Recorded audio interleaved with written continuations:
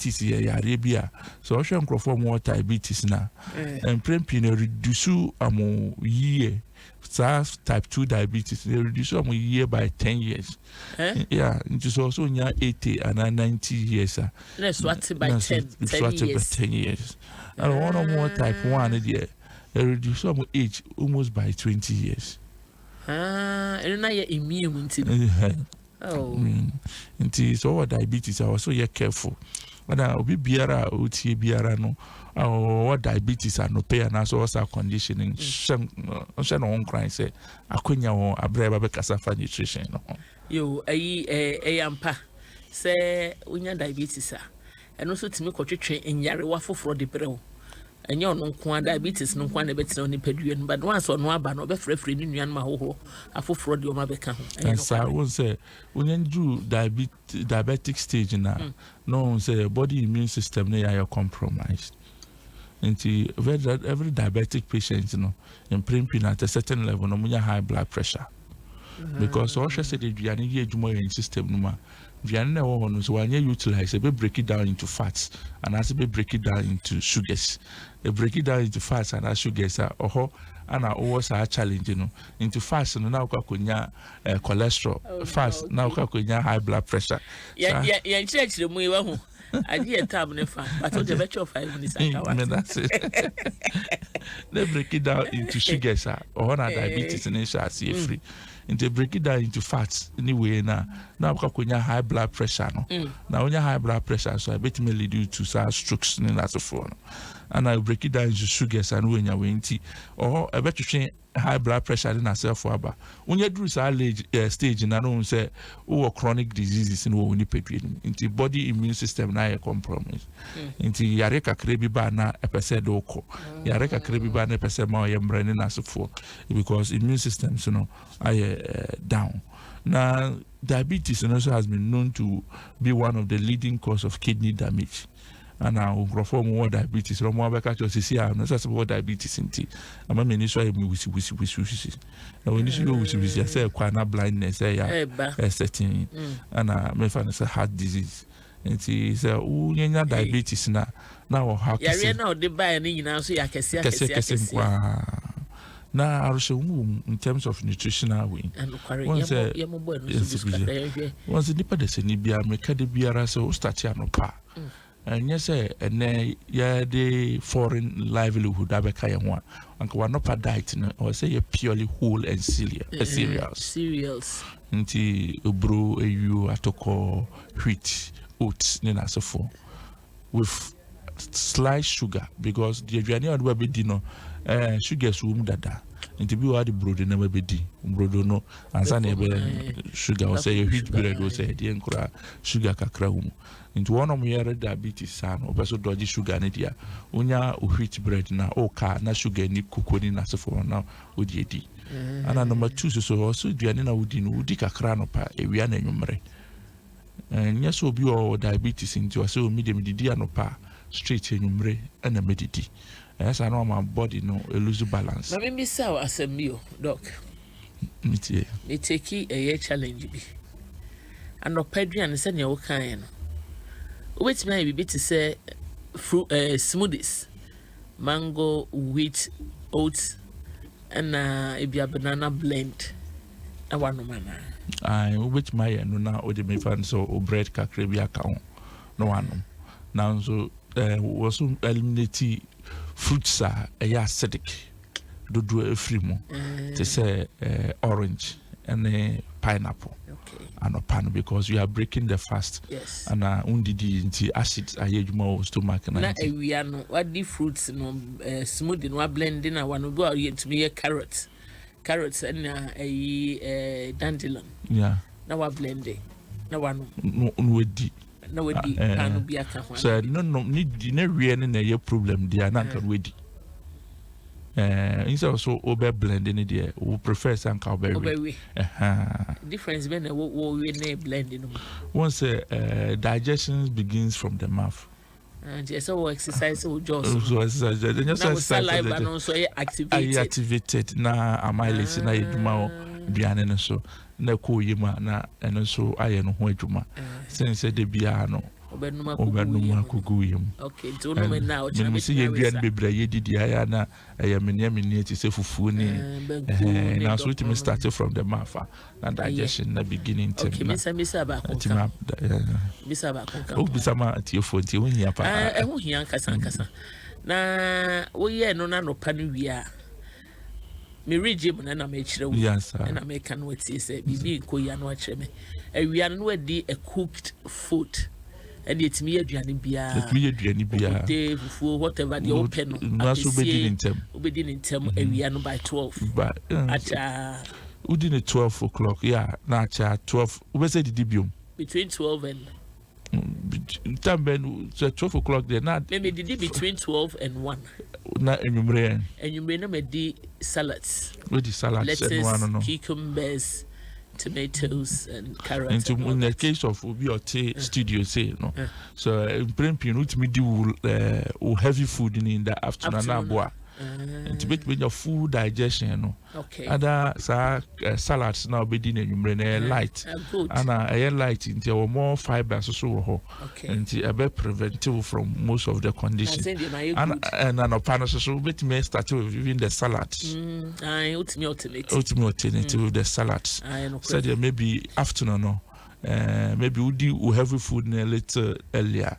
Now, smoothies no more con. Why in between afternoon and even that or they call by 4 5 no maybe. And a fruits no so I may recommend you fruits because it contain a lot of micronutrients. And a micronutrients in the kwaku edi wa ma wonya sa atwinduan ndru.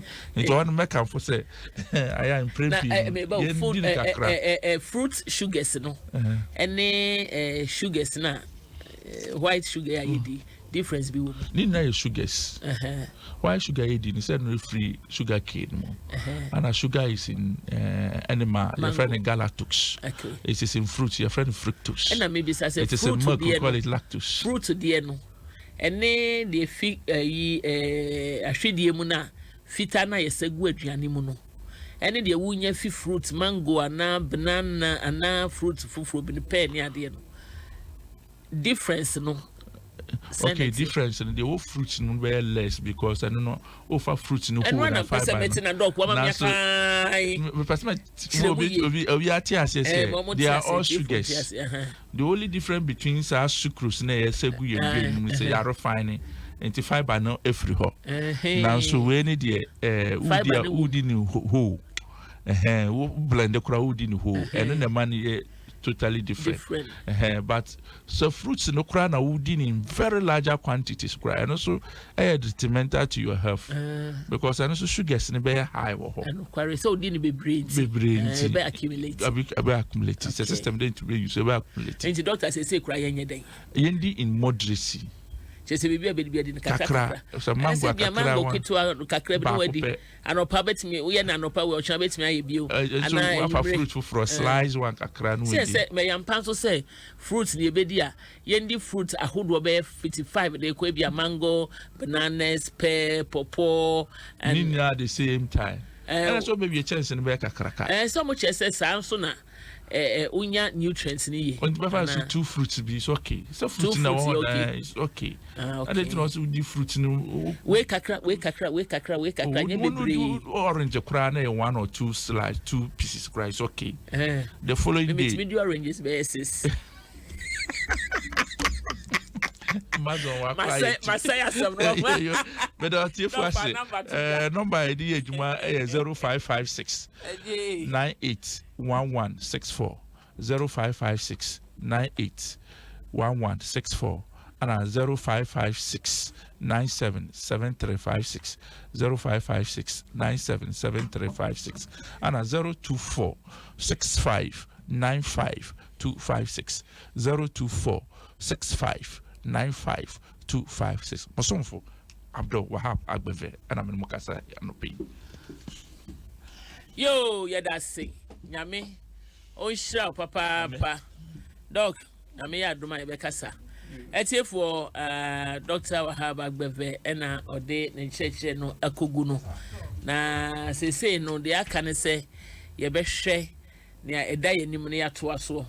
bɛyɛ na wɔtwe mmiɛnsa mu ntam ni ɛna yɛstarte sɛ yɛhwɛ ɛyɛ anga ebufuo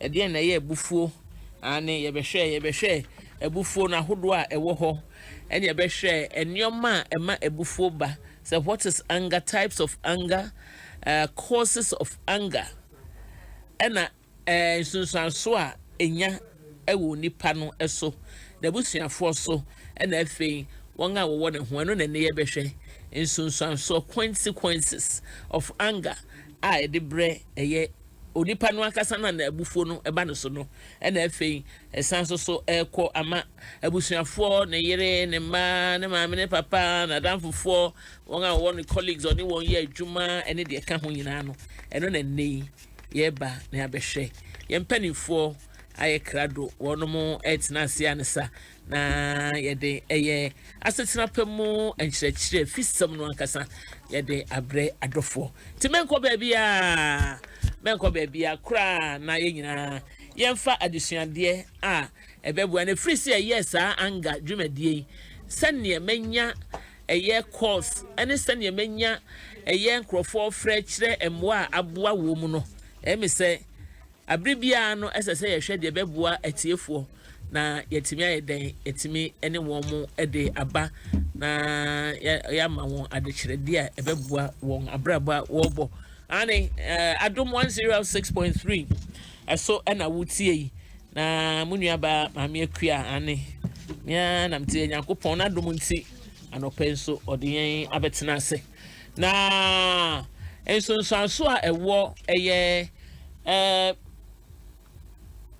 nsonsanso a ɛwɔ ɛyɛ ebufuo no ɛsoɔ no ɛnɛ yɛbɛhwɛ na ansa na no menkenka me message sei kakra na emunka mo amfa me so yenua awuja delali ɔsesɛn ɔse ɔtie yɛn na ɔhwɛ yɛn paa ɛde fi ɛyɛ brekum ɔhwɛ yɛn fi brekum na ɔde ɛyɛ ne message we say efi baayɛ ɔse live from Springs of Life Enterprises a bank college view restaurant and bar ɛhɔ no ɔhwɛ yɛn free ɛna Rudy tofoɔ ɔse good morning mami ɔde nkyia fi London ɛna ɔde baayɛ ɛna Queen extra Hadassa ɔse good morning enuaba we Alonso GH ɔse greetings to you all ɔde we say fi ayi mensa ɔse it's a boy in Sutem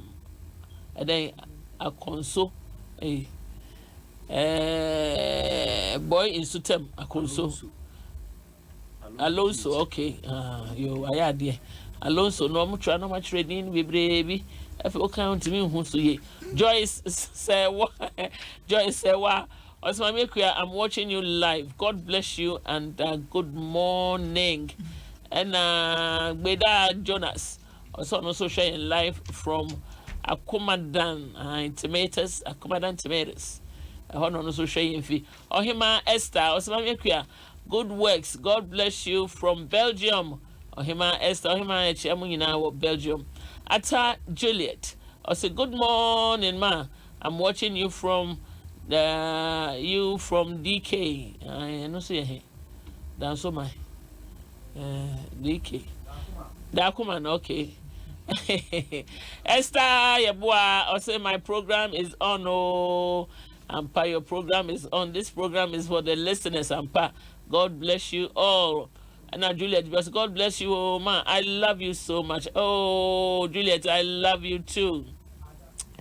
Dennis, and then Sokpo, Osama Migengema, please check some of your pronunciations because children may be learning those pronunciations from you. With Dennis Aguna Swedro.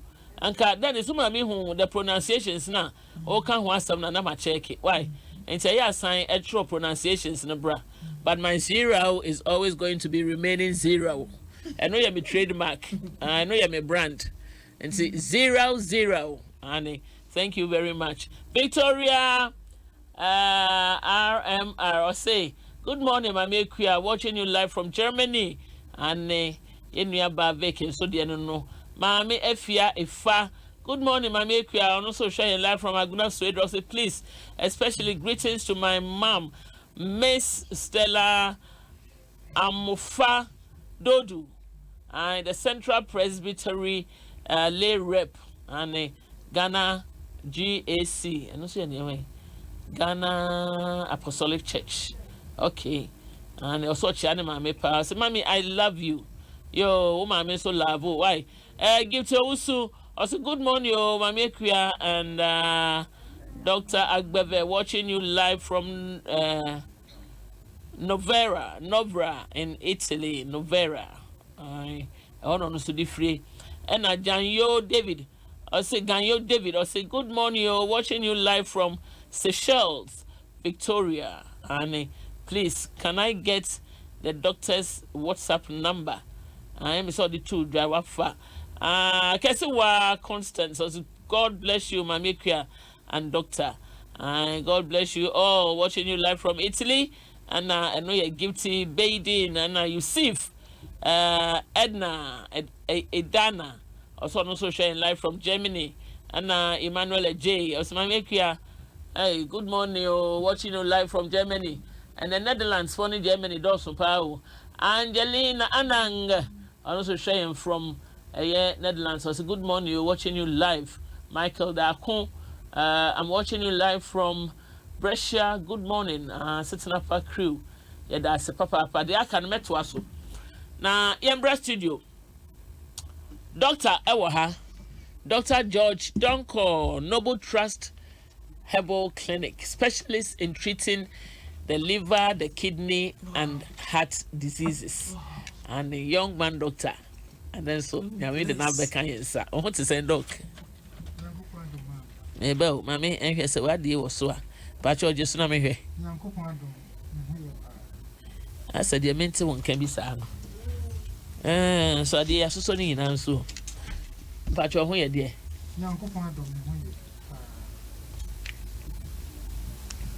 Hello?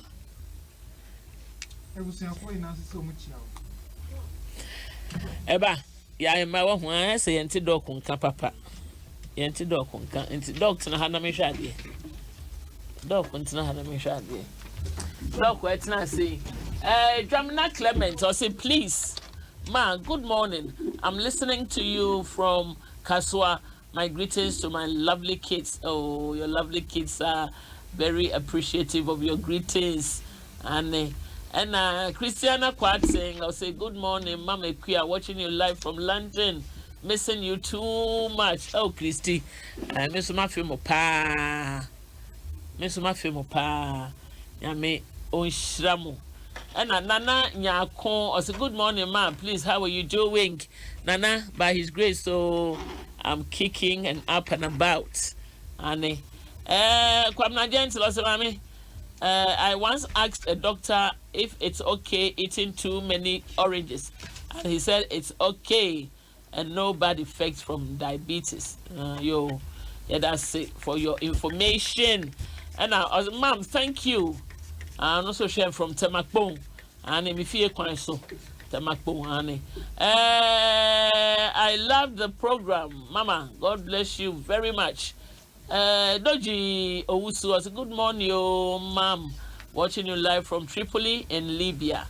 And F.A. Daniel Emisa was, Mommy, I thank God for your live this morning. Amen. Miriam Wakon, good morning, watching you live from Spain, Madrid. And James Kubri, I say, Mommy, you look so nice this morning. It's all by His grace. So, James, Kweku Jaba.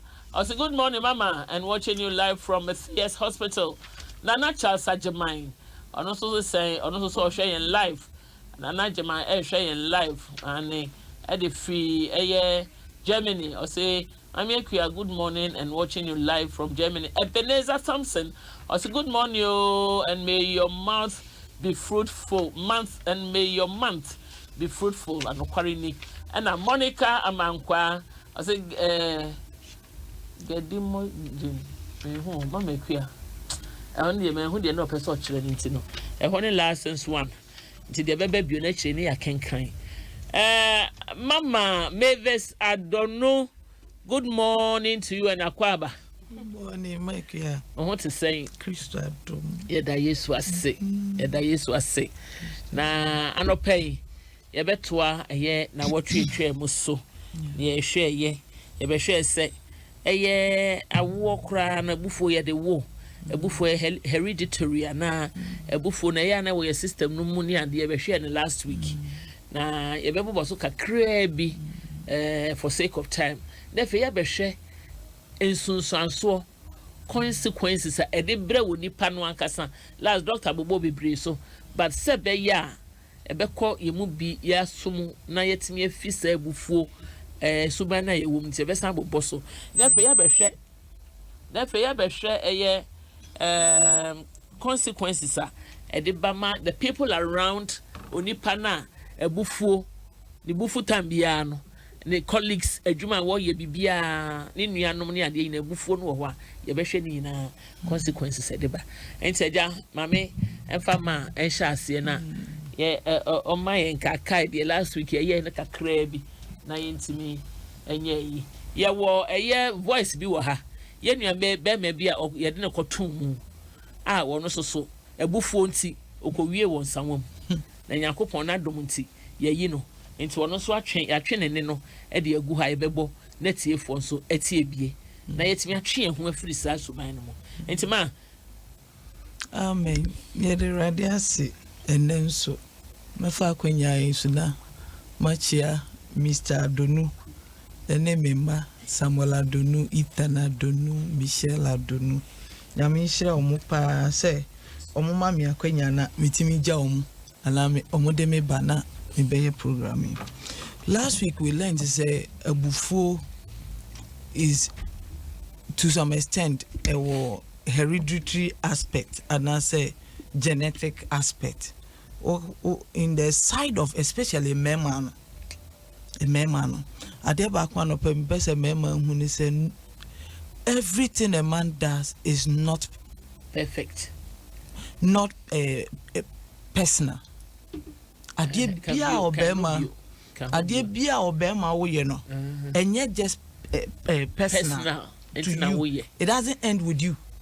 It trickles down to others because Bible say every man as you sit you have 4 generations in your lungs, of course, and therefore adie bia wo be ye bia no is transferred onto this generation. Adie bia wo ye bia no it can be personal but it's never private to God. And in the Bible say, "Ade bia wo ye bia he visits the iniquity on your children." And this ade papa na wo ya ebe konkwala no sana abrabo bia wo bo eye bone na wo ya. You come to realize obi wo ho no ma you see so na or ye arm robbing.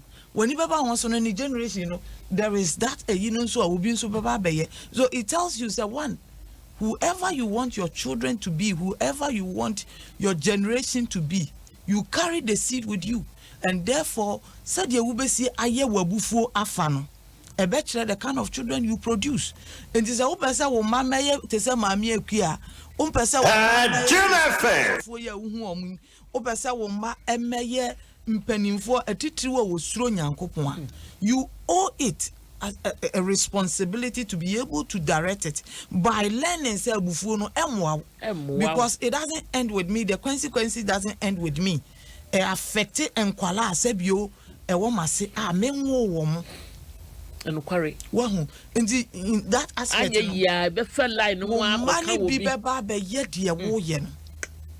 it doesn't end there. Before it affects you as an individual. Where there me swevo kakra me fi wagon no so kakra. I'm just jumping off the wagon for a second.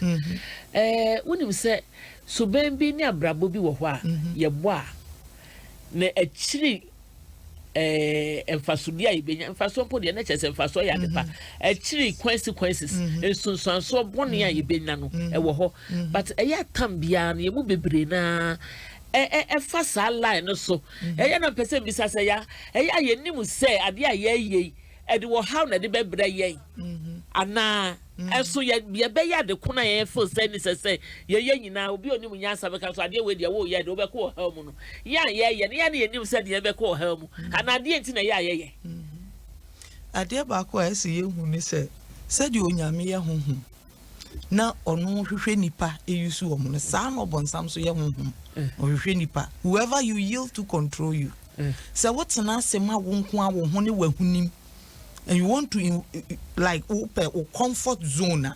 That is what happens. In the sense to say, you can never be comfortable all the time. There are certain things that come now, so it makes other people okay. I thought that you can say all the time won't in your favor. One, onyankopon one more and say we can be successful all by ourselves. Our success is connected to each other. Others, yeah. Ye shira, ye sikanya, ye pomudin, miti hey, me can so me can riasimuniama. Doctor Waha, he also talks about other aspects. So you cannot have it all. Yeah. If you think you have it all, you make a big mistake. And no na nipa.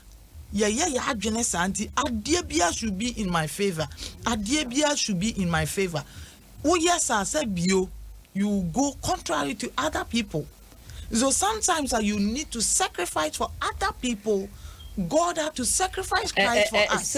I stand by my question. Watch you mudi me ko doc wo kakra. Adenti na ya nim sade we wo doctor wo ti onim. Mama do no ti wo onim. Ebia ya yi sanim. Say ade kwan we wo fa so a edu be wie bone a me so minim enso me fa so ade ti na minim na me fa so ho ne me problem no eya ye nya obi na e kasa nkire yen ana ye de ye mpa de papa wo ya brabom ana ye de ha no ye pese abrabo na ye bone ye ma yen ede nti e na ye ana ye hu ye nim obi a onim nya san hu say oh so program ya ye wa Adom TV. There is this character in the film series no more. Appear could be. Just say ensekuro entro. Just was study and na dey nyina wo ya entro ni sekuro. And only person me amehwe me hu ne se ne dache. Enwie ne yie because productive time na so the year dey no. Or the baby dey sekuro. Na ono na o di no nim se ade a wo hie no. E fa ne nkwa wie ye pa na. E ho ne me question. Oh, okay. Okay, you nti mecha etiefo ina e dey aba Adom FM. Etiefo Joso dog. E ya ma ne so kakra ma me. Mate. Nti sadia wo kan ye no. Empempi no nipa bebre ho a omo ye adibone a omo ye wo poto kasam no ye kase self gratification. Ai. Nti omo ye na omo de ahoahoa mo ho. Nti media mitumi ye say even though enye bibia ye ebetumi aboa no. Yemfa no hospital environment. Obi a wo BP onim se so di enchini bebre a ebetumi ama ni BP na akosoro. Odi sugar bebre obetumi ama ni diabetes no akosoro. Nanso na wakum ne ho na wadi. Enti willpower no ne ye ni. Ana so say to asumam. Self discipline is another area. So yen yanka say be discipline ho say dia same ya edin sunsanso boni na bebre mi enti no me ye ye ni self discipline na ya etumi ye sa dia wo ka no enti ade na ye boni Christian say enti me hye ye ho so na ye enti me control ye ho enti no enti me so comport ye ho na ade na enye na nkese se efimu no enso ne ye etiefu amutie mi anopai e pa cho bebre bikoto dwegu fom se wo tie yan anopai se ne da bia ye no no na se suben bi wo ho a wuyi a wa wati ko ba bi no sa de a me ye enye na enso wo hata wani na wa ye no hu ne se emfa wo nko enkan e wa brabo mu enti ne me bo me homodin ma ye den na ma firi mu na ewurade nso moa wo na fa firi mu na eya na e ka se ye se Paul say de me pesa me ye ne mintimi ye me mpe no e na ye enu ntine ewurade omo aye na ye ntimi firi mu enye saade a ye mu bebre na enye bufuo nko asam ye ka no abrabo in general so men bia ye yi a enye bia no ye momodin se de ye ho afiri mu ma ye mehwe nsunsanso a ebufuo edibre enipa na ne botaifuo abufuo won sunsan so ma wo as an individual. One, you are not able to focus. You can't set something and be able to accomplish it. Exactly. Wuntimi emmo wa adwene pose ade we me pese me yet. Now you are able to accomplish it with abufu. You can't. You can't. It affects you in a way, say it disconnects you. So okay, the book of Proverbs was say eni obi a ne butefu entwa yonko yo eni ne nso ntu anamo die ntia when you associate yourself with obi a ne butefu you also have the tendency of behaving that way because bibia na ne buafu nti bedu ba bi no also you begin to react that way. Nipa ekura nye na bibia na buafu especially emma o maware memo mu butefu ne bufu a bom so bobom okekam emma sebio koile wo no was wenu. Why did I take this decision? And then cry the ba me na me worry no into bom say it affects your nerves. Dr. Bear explaining ho Jim bedru ba bia utum say odo na nka wo atenka wo man no eyifiri ho nti afi obon say wo your oba o normally nka ye say mba ye de akoma ne kwa ware. This time round you begin to use only your mind. Once what dwene kwa na wo ye den wo de ti aware ni. So it controls your nerve, it controls everything of yours. Abufuo ma sebio oba wan hwe a wa wo kra etikwa akiri because the hormones are not able to function the way they are supposed to function. Ube komu doctor beye ni niema eso wo ye nyina aduro bia eso wo de manu bia wo de be manu. But at the end of the day obon say ontimi conceive in the sense say the hormones are not prepared. They are not prepared in the sense say de bia oni de obedru fia na ne yemu ye den ehihye no owo fia na ne yemu hihye no aduane kura na wo ya nti obon say enya wodo ena ema wo ni yawo beka bia wo yere agitum na emom ehu odi amemene fi ehu nti Jim so obeye ade we de nka ko se yanka mepo nanso meden ukokan pupo obebobo me ubeye sa ubon say it affects your children nkwala no so be pick sa tuban no ubon say akwala kete okọ school mu koduru wo ye ni bibia nya ye because wa fa ne papa su. It affects your children. It affects everything of yours. People wouldn't want to associate with you. Me especially, maybe sitting here, wouldn't want to associate with you because abufuo is very contagious. The same one pennyfuo kase sit there, you're contagious. Abufuo is very contagious. As you go along with the obia, the bia wafrani, the bia wemuna, as what you are no kwani who did draw on sre, the bia on the wemuna, the bianca or no kwa, ne dear so, or no one or soon we are say how when you behave like that, it affects your personality. People are afraid of you. It affects your personality. I don't know here me pa. Personality no so any so when your personality becomes contaminated, low self-esteem, you begin to look like can be a paranoid. Why a paranoid? Now and I said you'll be Dr. Brim. Okay. Inti se ekobana sana said the eban say ye nipeduano chemicals are nipeduano eyi hormones are nipeduano eyi edigu ye nipeduum na ema yetumi eye ye function ye no sa hormones no e sha asese e ba fom ti sese dia meka na no se se ye bufu a nipeduano yi hormones makoma miensa eye cortisol, adrenaline, and noradrenaline. Yeah, it's remember the pediani acidic. Into say acidic sana. And more other hormones to say what about family to say follicle stimulating hormones are any estrogen, prolactin, ya dear buana or ba or menses cosono. A bit me delay menses. A buffon. A delay of menses are there, but I say, bet me swama. Menstrual cycle and answer ovulation crossing between assistant. And in that instance, no, one assistant. Yes, some more. Young Papa Doc, Miss Abba, when I could see in your bema, I before in the Korea and some woman. You are the best Abba to ask them.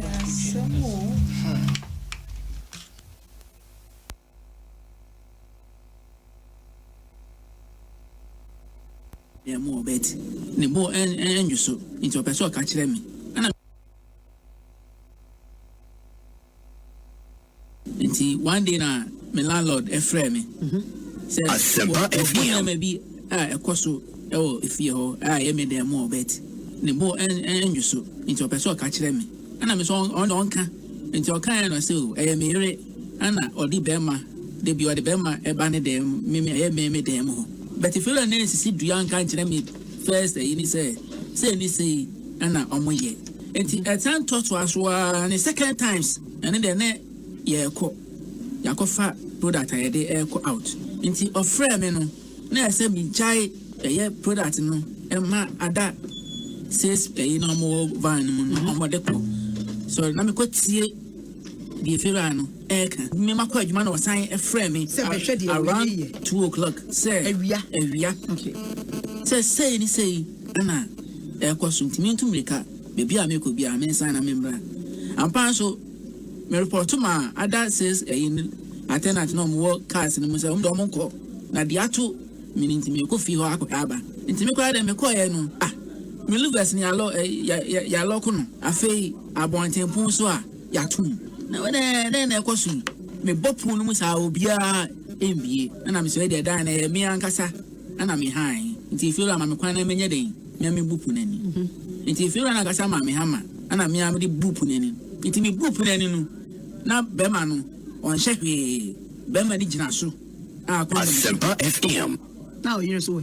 Ono so afena or den to my ABC nasi. We read them no na o feel say on na dada na fiance on any. Oh, me who and to mana or band de bekatana no no. Na me who be man say we condom e hye no ho de na me say microphone de adwuma na my wi. Okay. Na ye be. Enti hono e ma abufuo e ba mu na me yi sekan na mo e kotokro e hye me mpanase na me yi na me de table e si a ponachi into or yes, or be puna. Nam Miss Piano, a bearman, into me now quite fast a kind, and I'm a fast span. And yet, me casa me spend the animal. Do anything, which you try to gasa. Me bien, sir, me in sano, a pianity, a pianachi, and Obanos and Obanos would be be. Me bien, I'm the bed who could not make a sankasan, and near my owners, my fast span. Matiska edi awaro ikranta for me no enye se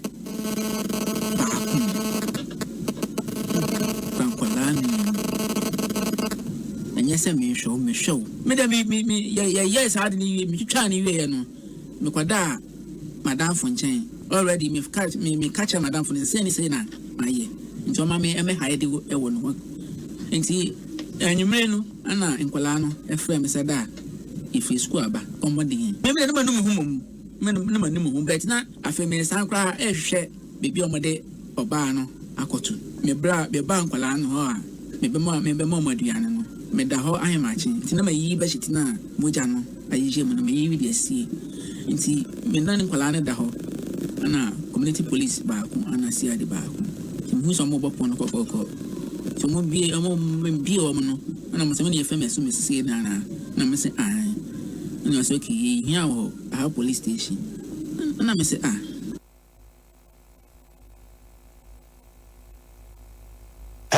Jim FM. See, I share consequences now.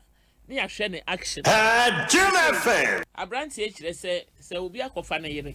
And don't know where ya but said your buffo, a fast kind. And or did you jar? A yes, and you didn't know, send the pacrono, or did you jar? Now, a buffo. Say another could shame the consequences near per se. A tearful, a tear no who say, a idea didn't probably break or home. And Adom FM, your news be this week, a 9-year-older. What was Shannon who are comfort? A dear to know Shannon who are comfort. Apparently, the man best man was uncle top and umbra. And a jama one corner man and one him exchange of words because of a crack and cold them the woeful of Falk Modia send a minute. And tell before your ideas, I say to me, Castafa who many pack. Who free dog to us, mammy. Okay, inti say a share ye nua be me ni die na. Die tian say e bufo ni ye wono 6 different types of ebufu. ye obaako a yefrɛ no explosive explosive no eno na ye nua be mai o exhibit ye no explosive anger no kyerɛ sɛ nipa no bibi ikoso na wahabo anase odi ahye no mu one day say a free ni mu a eno no eya action anase eba no esu inte eno no o sei na ne fie wura no kyerɛ ne sɛ sei na ekoso inte kyerɛ sɛ odi saa o eyaw otan ani ehino ade ahye ne mu inti onya saa opportunity no active was to say just to pay back. It's not just a buffo no ye na no ye kan ye chance ne ye kan say buffo ye ade anyame na de abo ye na emom no ye say obubefu no eda na di eho ne hwara anan so obubefu no tie na kodu bere a afi obeyi apia na wayi apie e wo say wo de na di ehwa a say obufu ehwa na watch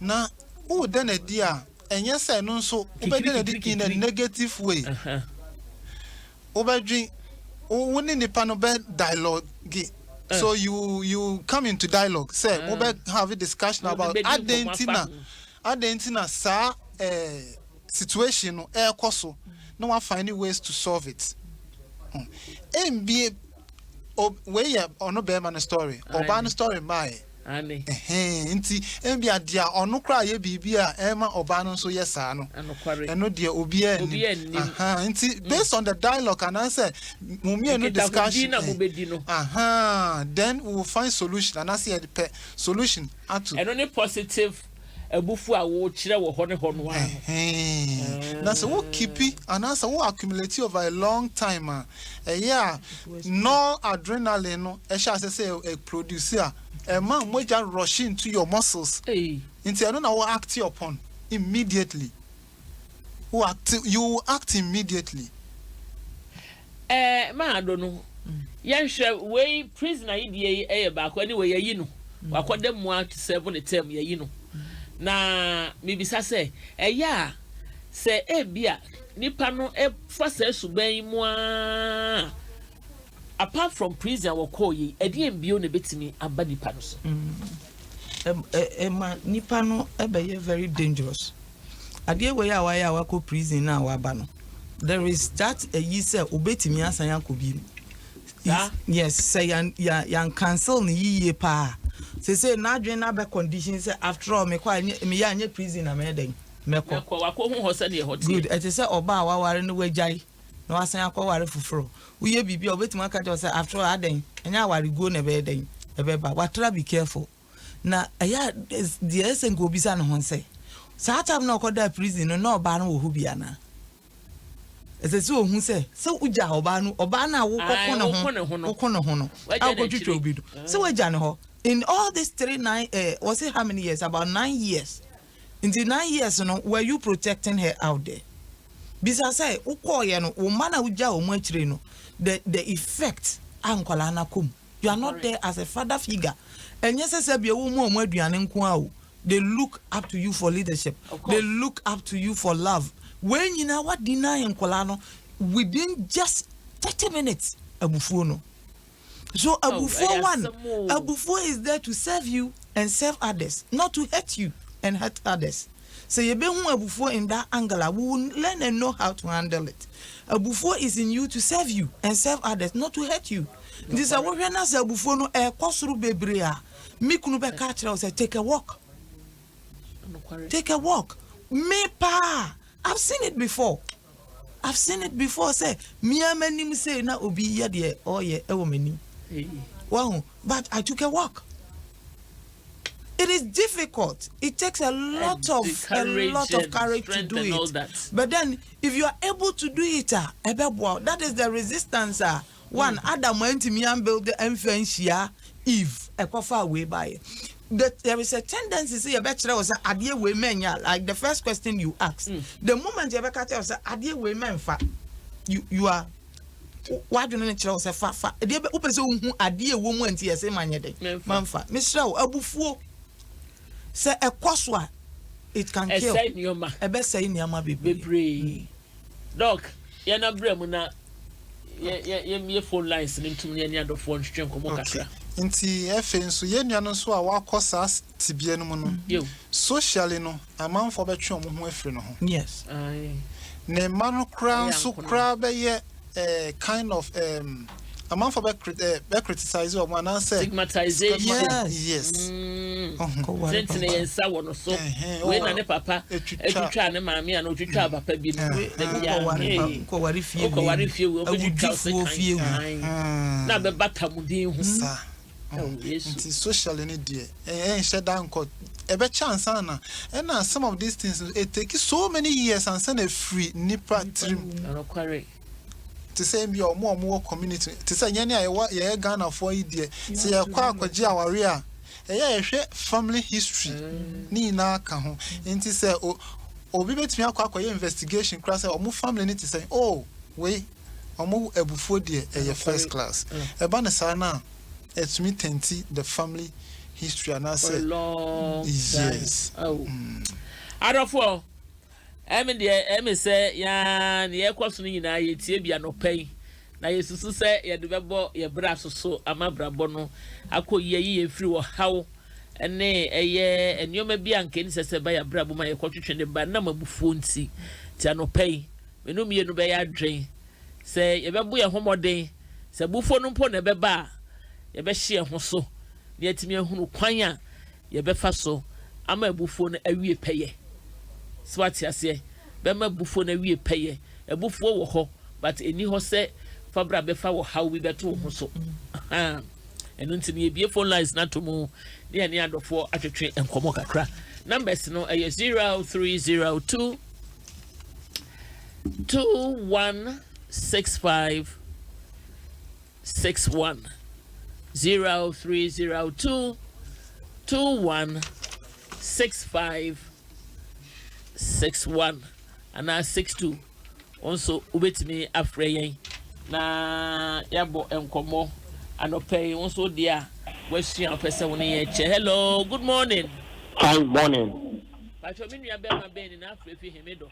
Pacho, your friend Mr. Nobody. Mr. Krubodumase. Na manya akonye ni chia deputy eastern regional minister ni chia no. Na ebufuo. Oh, Mr. Nobody. Me pacho ya san frame me bi wate. Hello, good morning. Morning, Mama Gagama. Yes, Papa. Uncle Jake. Uncle Jake. Oh, Uncle Jake. Yeah. Me pacho what to say? I'm not the more. Now, say. Yeah, that yes was say. Yeah, the bomb pie money that they bomb buying. Amen. Now, after so, there who can sign no see who fear coin so, and yeah, men tie can why, no nipa bonifo, amu yajimasi, namuti, ya namuti tete.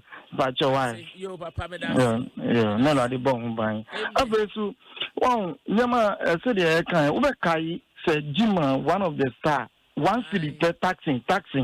Only taxing driver, one city take care. Oko wie won samam enti before the one control enti me I thought I be no me hu say nipa no bufu pe na masori efri ho na sign no be say na me free last week na me cancel bi and do 1 week after the ni kuma to ni yem na yeti oboko mo no betra me chen be otra me chen pe na me sorry even say what for abo yi next time unim say sika no be chen enti me so minim da me so enya say bia me ni ya ka o but say we nya san ni nyama bi wo wa so ba dwemba na who take a decision I be bua Bible no kasa e kan say so we say we sabako be si we have you kwan ya twa to train e jawo man nyama bebre enti bufuo yen hwe na control e wo e kanipa ho but e ba yesusu se de yesi e kasa na e be bua e be nyame hira. Oh, Uncle Jake nie nyame hira won so. Bye.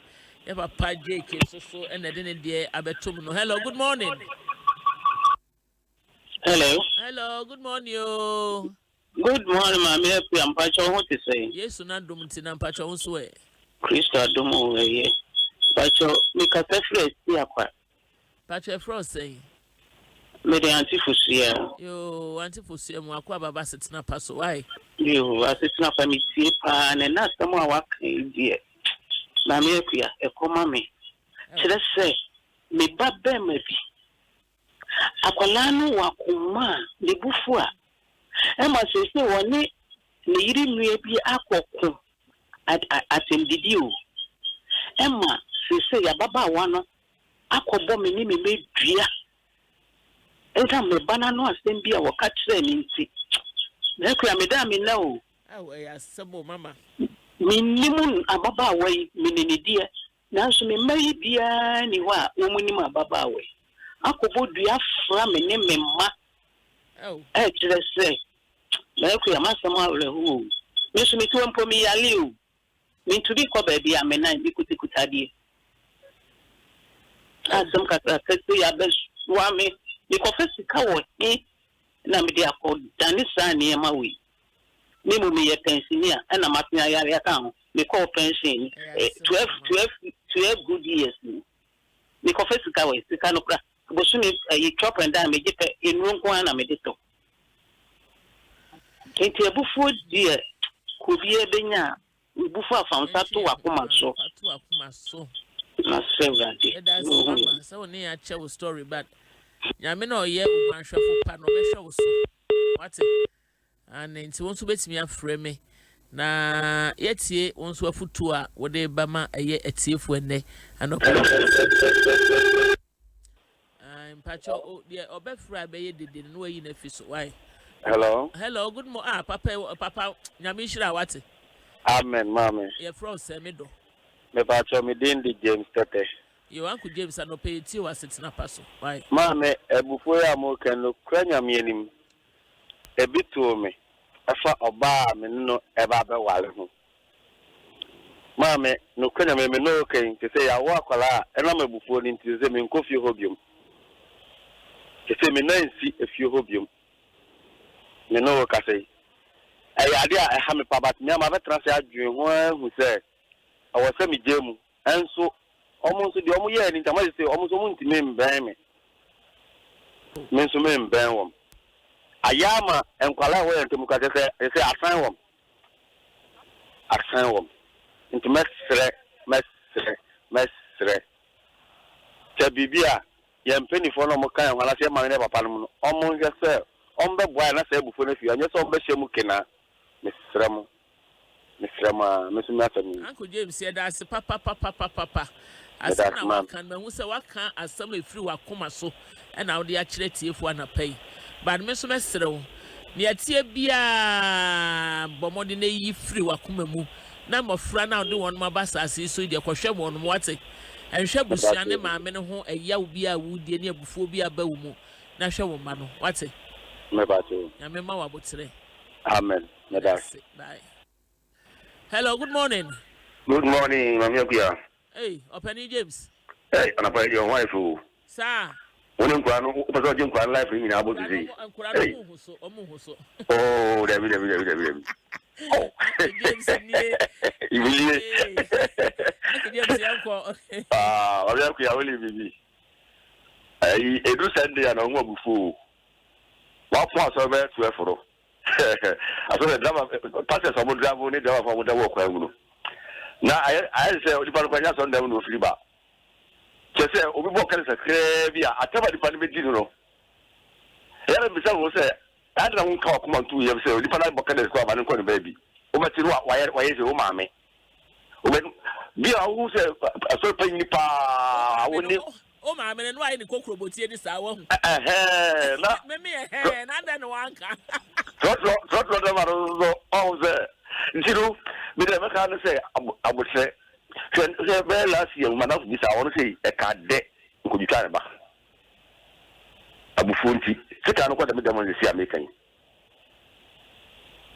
what you say nti abufu die se my imagine my yan say mu obi o mo ya die bia no woni ba bia ja life man no nko se ma so nsem jonsa me nyi nsa fa nsa re o fa bra o bi jai na o yiri mo na ebum nti me sre abu fonde ya nka kwa sempa na e fine ayi topic power dia ba that's the brain ya Michelle yes that's papa hello good morning Antonia papa ni le jawusu tama committee 5 yo eja ohun ye de na me dia tell pa da Yesu ase mama ahinta sem bi wo ho ani the share say abufuo say the Bible can no aso bufu no mama monye bone na the ya you fear ho say the you obo bi confession akoda prison abai also copy so a pe na bufu no betre mu no ye say adwuma no the team na say the make say Ghana for no say Bible say awurade asem ho anopa awiane na adwo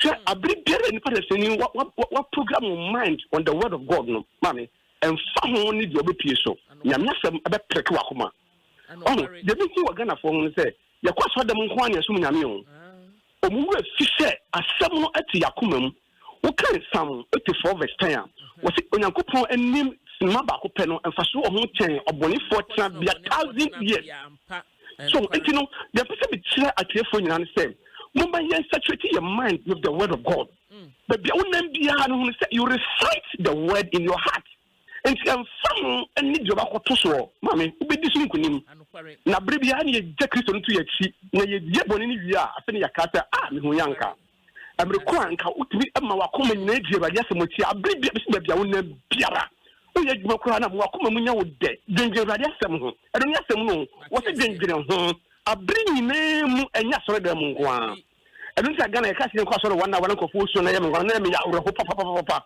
e san se ya tuni ya gbe se asoro da mu nko a ne yakoso nyame nti ne ye pon a the same members ne go so dem no se mama hinta se ndo wa kwesi from nonso akobu dumye no aya se bia ba fo bia after dumye no mo bi bisa ko se ensamafo de ko ha na e Kristo fo ya de ko ho eni tinu ya sum nyame awa so dem nko a sa ne npa je na dwen so ya de ya sum nyame ya koma mu a ka bo mu se no me go hol ma ye nko ho Matias da si bebre papa asma working no crapa na David kind no say your word have I hidden in my heart so that I might not sin against you and the Bible no also say papa mu boni mu ye fa se dem awurade enti nkasa ne wo kan nyame asam ne tebre yi mu pa abun kamadi ne so anka okoto ye no ka straight away na dwebe ka kire ne sa Bible say papa mu boni mu ne wapie nka fasa wo hawi amre no eno nti no emi se ye ne papa agya usube ya adwene na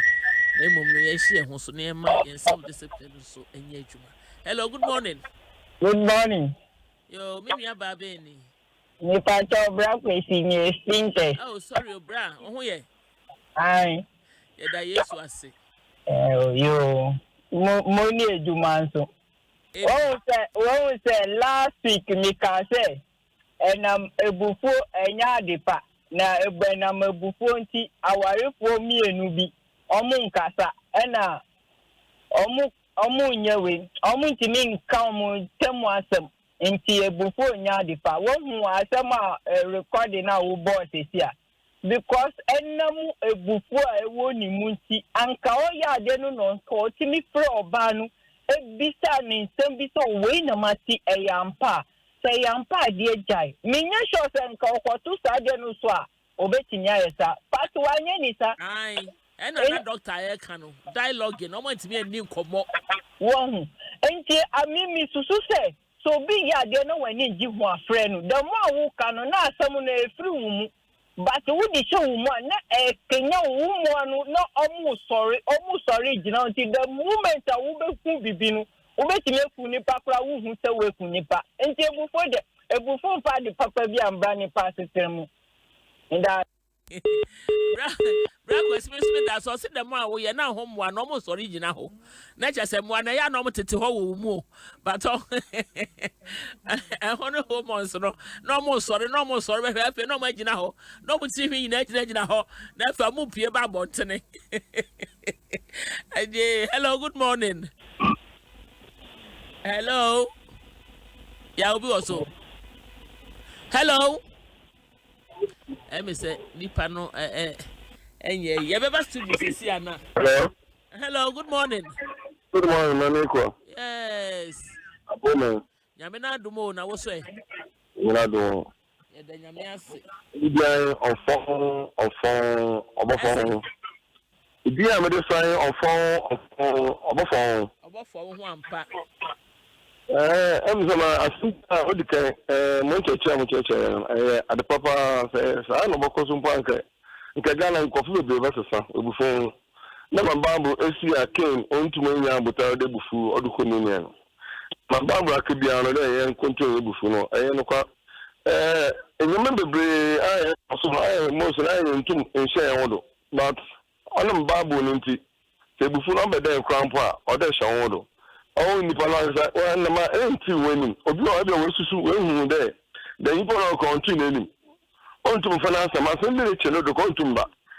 Oh, na nipa won nam na say atweni ana obi a ye bia nipa so tumutu be mo yo kasa na ekusuweni ayi woni bafa be de no bituma ba ebufu no de de America no papa na mo ncheche papa na mo ncheche no nti meso de yankopon mo wa we na onmo wa bu afa anyi mo ye djuma na mo de mo tu sampa ebutuma what ambo wuzino If you are from phone, no phone. What's the iron?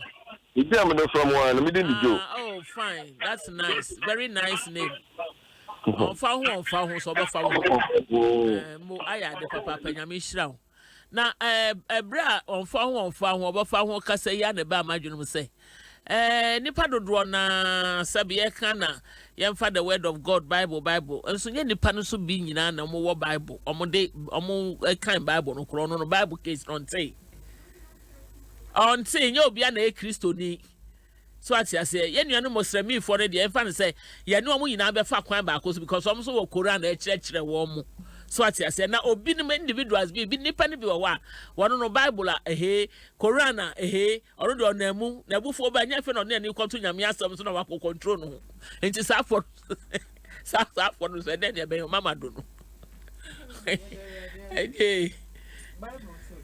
Sabio Nipa and Yefra Nason anything empty asem. Ono kra no begina atem woni mu. Edientia. Ohun Bible no wakan.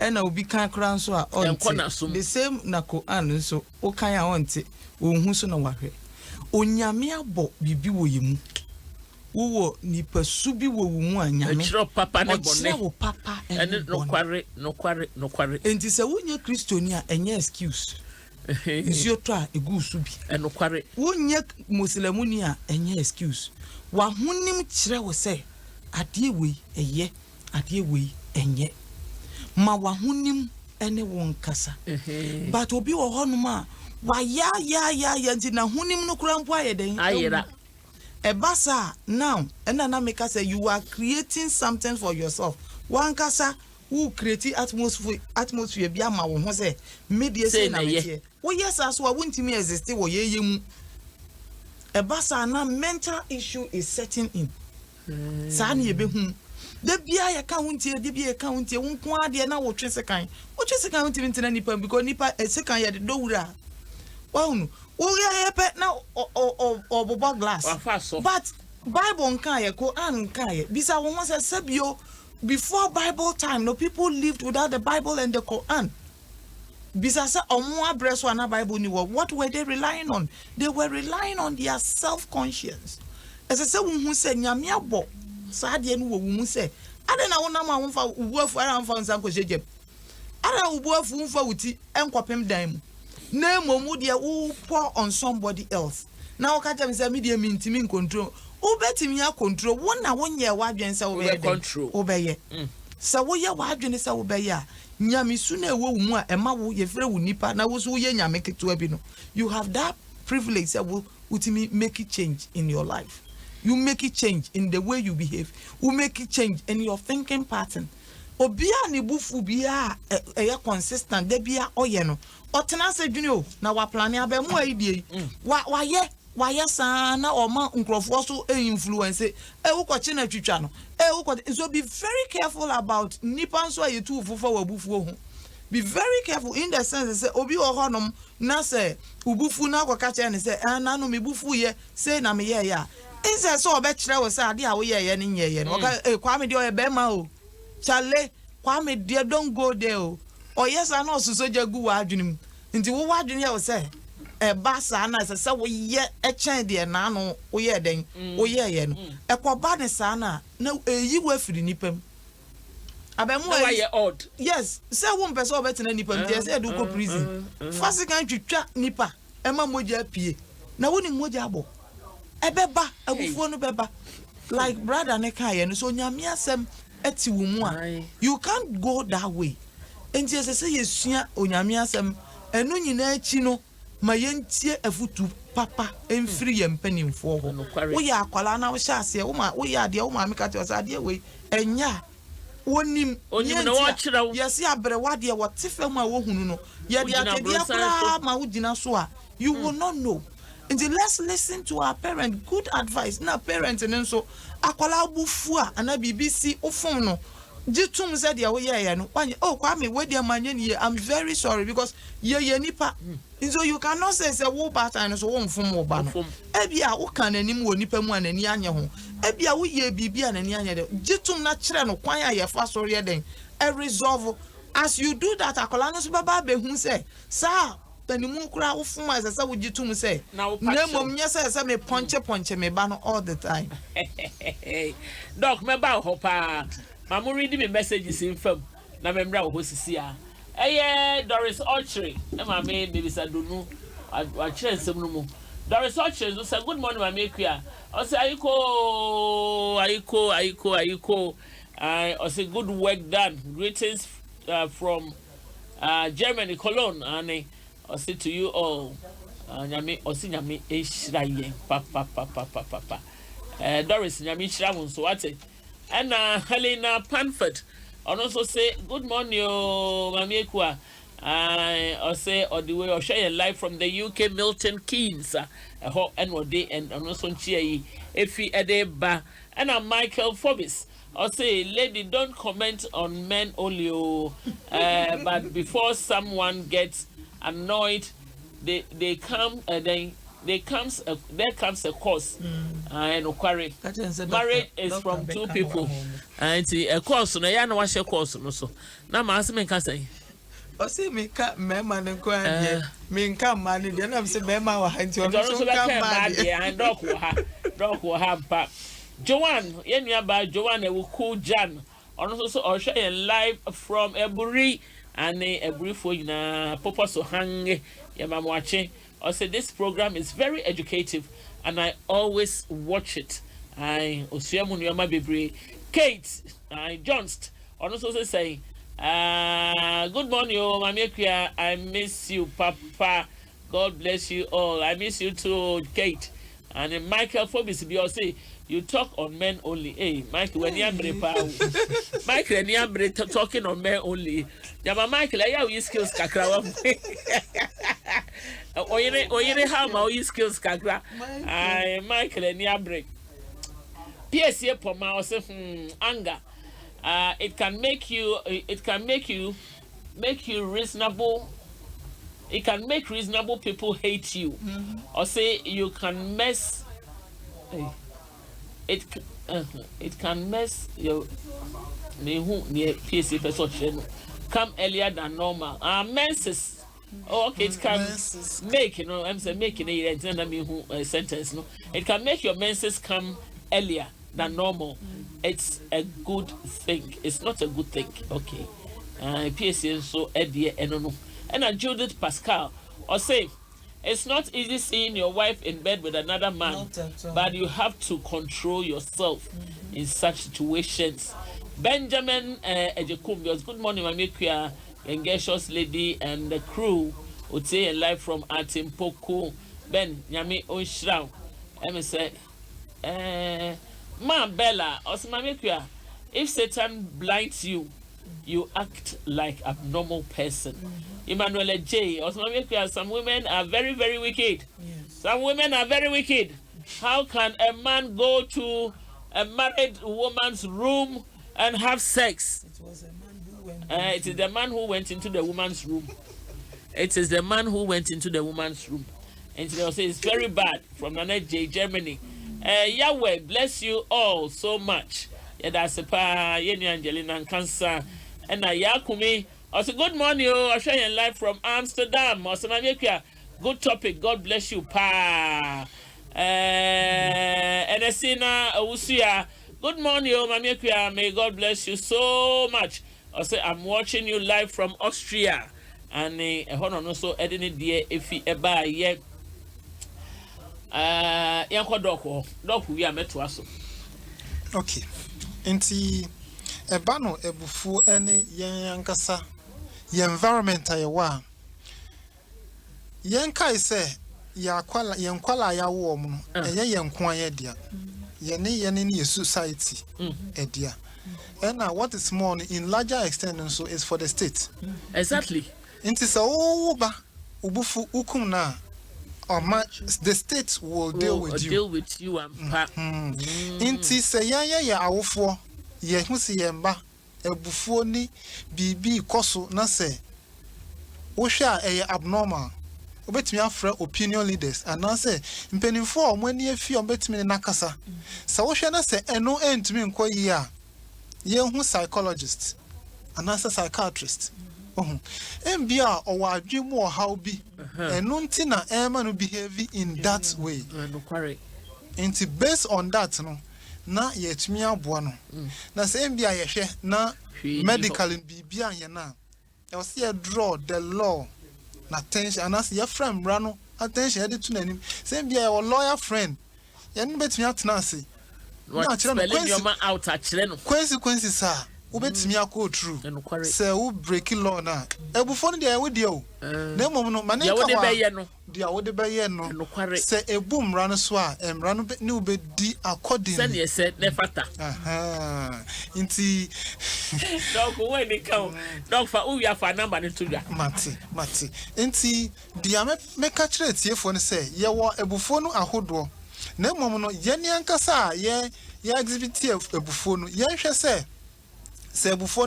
we should learn to tolerate the issue and answer dear Eddie sa ebufono eba. And a nipper will bring so wha or abuse they personally abuse themselves. Okay, say I am fault. We should try to avoid that. Say your fault. We should confront the situation as it is. Yes. Just to avoid ebufono from coming. Yes. MBR ya kaino or assembly person bisa after the program. Wait me off. And I say, ubetimi aba ya sue ye ho ye clinic ewo Banana Inn Abolo Junction. Clinic ni din the Noble Trust Herbal Center. Noble Trust Herbal Center ye wo Banana Inn ye ben Dansoman. Number sa ye di ye adwuma ubetimi makasa ne ye 0244 40 1929 0244 40 1929 and that's 0267 117-666 0267-117-666. Mo Yamishra. I don't know for number 2 there. In fact, my number is 0244 911-324. 0244 911-324. Yame onshira mo nyina se enne mo ne yen atena se. Na yetie eye ebufuo hu enkyekere a Asetena Pa dwumadi e wo Adom 106.3 yede abremu yeda mo ase me da doc ase abrante Dr. George Ochre a wo fi Noble Trust Donko Ochre Doris Ochre din na wo hada me hwe na aka bitirumi Dr. George Donko wabema ye enkyekere mapa ye mama eye maybe sadonu enso so abema ye enkyekere a emu edu enti Nyankopon ye adom adasa ne ye besan ehia with a very compelling topic ye de beba na yetimi ayeden ye de abeye enkyekere amamo monuaba mame akua anopai me crew a wo mo bo machi dom Manuela Miriam Vejmeze Manuela na dey into social media Facebook and YouTube and odiyen ato so ache say wahwe ye anopai we twa yan tum dalet ye Asetena Pa kwesi enso ebo machi dom monuaba mame akua me so me wish him a very lovely weekend say Onyankopon enka mo ho na omwa mo nyina the messages na Louis Bosoma or say Odwefi Netherlands or sing Amisha yo or share live and Adom 45 or also say or share live from Agunanya Chrome or see and keeping it up and na yenua Cephas Edu or also share live from Kaswa I say good job, Mami Kuya. And I call Carretero on also social live from Pofa. No, Pofa and run it here. And I say, obeying Frank or saying, or say ciao on your mind, bye bye, James take we see, or say God richly bless you more for the good work you're doing. NFA watching you live from Aguna Chrome 45 view, Grace and Pedu, or say God bless you. And the Honorable Abedi Guadaso Kumase, or say he's really enjoyed this program, very educative. Or the way for Big Joe shoes, if a bank, a Guadaso Onion Market. And Emmanuel J. As good morning, Mamika. In fact, as a man, if you see someone sleeping with your wife in your room, I don't think it will be easy. It will be easy. It will not be easy at all. Hello, good morning. Oh, you're being frank. I say, Mamika. Oh, bye, you mate. And when you dinner about Tompo, hey. I say, as for me, if I see that I will die before my wife comes. And Nana Kwajo Chemical, I say I never miss the show at all. Every Saturday, I'm seated right behind my radio. Oh. And Stephen Owusu, I say thanks, Mami Kuya and Doctor and Mama. So God bless you so much. Good morning. I say one solution is to be quick to listen.